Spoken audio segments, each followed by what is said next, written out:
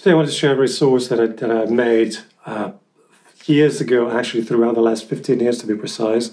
And these were backing tracks that I made originally for myself. And I'll explain why throughout this video. And basically, originally I used to sell them on my website. And now they are available, like all my other music, on all the platforms like Spotify, iTunes and all that.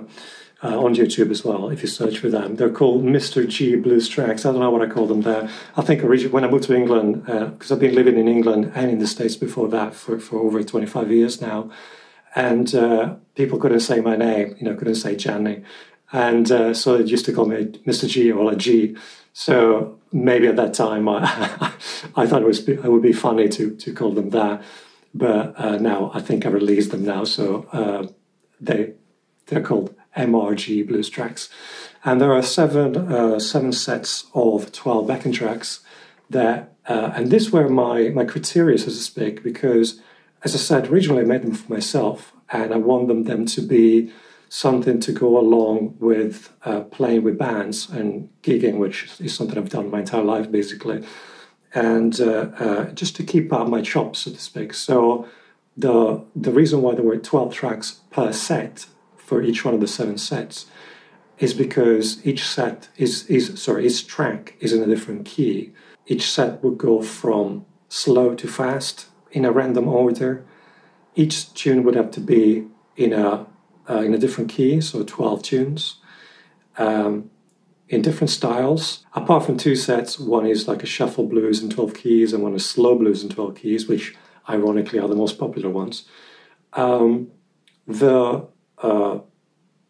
The sets were supposed to go through different styles, again, different keys and different tempos, and it would have to be fun and also like go through random key changes, like blues-based in general, but with random either key changes or chords spliced in randomly. Okay, and obviously they would have to be different from things like the Abersols, things that were already around, because they're quite a bit.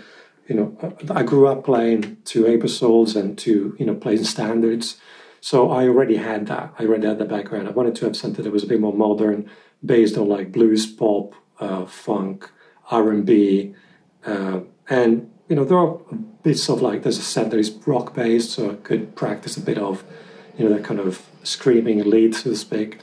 But again, as I said, there are on Spotify, iTunes, so you can visit them and check them out. I will obviously leave all links in a pinned comment and in the description. If you also feel generous, there are on my website there is this bundle of all my educational material. There are basically like 4 ebooks. There are modern blues and beyond, so to speak, and plus all the backing tracks, and there's more stuff in there. And again, you can see it from £15, and you can add a donation if you feel generous, because obviously you can download the MP3s and use them for yourself. Obviously, there are the usual Line 6 patches and NAMP patches in there as well.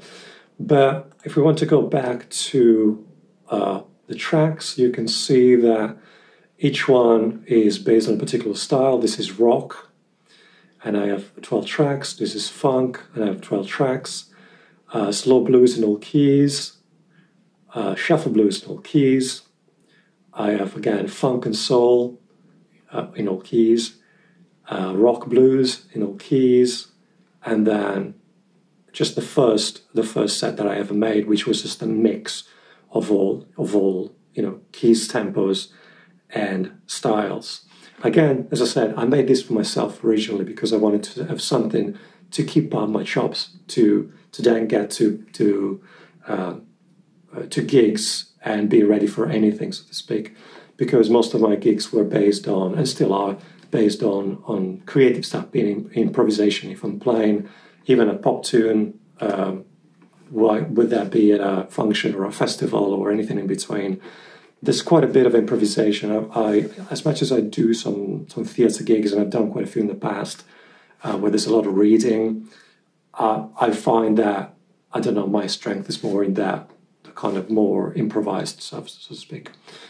genres like jazz, funk, soul, pop, where I can come up with my own part, so to speak. So that's pretty much it, really. I wanted to share this so that you know that they are online. They're on Amazon if you want to buy them as well. All the stuff there are, all the usual online outlets, let's call them that way. I'll leave some links in the description. Feel free to share them as always. These are all, again, relatively modern, as you've heard. But I have to say that because obviously some I made 15 years ago, as much as the content is still valid and the educational value is still valid, I would say that the sound might be a bit dated, so to speak. That's pretty much it, really. As always, feel free to leave a comment. Feel free to subscribe, share, like. I've just gone past the 4,000 subscribers mark, and I'm trying to get to 5,000. So if you subscribe, it'd be amazing. And I think that's it for today. Right, take care. Bye-bye. Enjoy the tracks.